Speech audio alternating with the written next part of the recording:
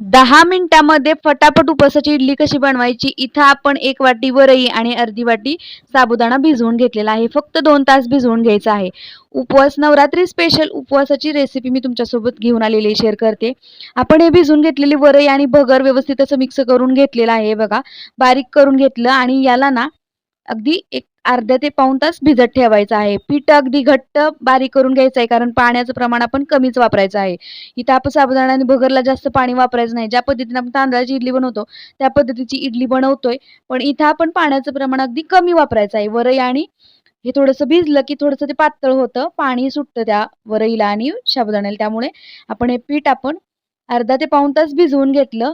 यामध्ये आता मस्त असं हे पीठ भिजलेलं आहे बघू शकता. आपण ज्यावेळेस बारीक केलं ना हे पीठ आपण घट्ट होतं आणि आपण ज्यावेळेस हे भिजत ठेवलं पीठ, त्यानंतर हे पीठ आपलं पातळ झालेलं आहे. यामध्ये जास्त पाणी वापरलेलं नाहीये. आता इथं आपलं बॅटर तयार झालेलं आहे इडलीसाठी. तर आता यामध्ये घालूया थोडंसं मीठ. मीठ घालून हलवून घ्यायचं आणि थोडासा इनो सोडा घालायचा यामध्ये. इकडे बघू शकता मी यामध्ये इनो सोडा घातलेला आहे. गॅसवरती आपण इडली पात्र आणि त्याची प्लेट्स तेल लावून ठेवलेली आहे. इकडे बघा तेल लावून ठेवले प्लेट्सला. एकच प्लेट्स मी इथे घेतलेली आहे आणि प्लेट्स चांगली गरम झाल्यानंतर यामध्ये इडलीचं बॅटर आपण ओतायचं, म्हणजे आपल्या इडल्या मस्त अशा टमटमीत जाळीदार होतात आणि फुगतात सुद्धा, मस्त लागतात सुद्धा आणि भन्नाट होतात. इकडे बघू शकता इडल्या सगळ्या प्लेट्समध्ये सोडल्या. इकडे 5 मिनिटानंतर इडली वाफवून घेतली. बघा किती मस्त अशी इडली तयार झाली आहे बघा. मस्त. मस्त फुगल्यात सुद्धा आणि जाळीदार सुद्धा होतात. अशाच पद्धतीने बाकीच्या इडल्या तयार करून घ्यायच्या. आता इडल्या तर इथे आपल्या तयार झालेल्या आहेत. थंड झाल्यानंतर आपण इडली पात्रामध्ये काढून घ्यायच्या. एक इडली तुम्हाला काढून दाखवते बघा. मस्त अशी इडली तयार झाली हे बघा. अशाच टमटमीत सगळ्या इडल्या तयार करून घ्यायच्या आहेत. भन्नाट लागतात. उपवास केलाय ना, कंटाळा येत नाही उपवासाचा असे नवनवीन पदार्थ करून खाल्ल्यानंतर.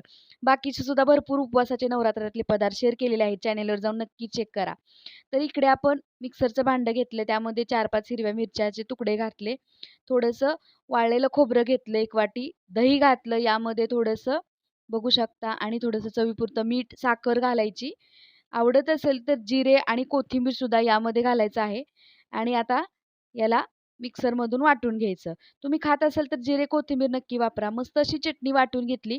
ताकाऐवजी दही वापरा. दही नसेल तर लिंबाचा रस सुद्धा वापरला तरी चालेल. मस्त अशी चटणी आपल्या इडलीसोबत खाण्यासाठी तयार झालेली आहे. फटाफट आपली उपवासाची इडली त्यासोबत चमचमीत अशी चटपटीत आपली इडलीसोबत खाण्यासाठी उपवासाची चटणी तयार झालेली आहे. रेसिपी कशी वाटली कमेंट करून सांगायची आहे. डिटेल व्हिडिओ पाहायचा असेल तर त्रिकोणावर क्लिक करा आणि बाकीचे सुद्धा सगळे व्हिडिओ आपल्या चॅनलवरती अवेलेबल आहेत. चॅनेलला सबस्क्राईब जरूर करा.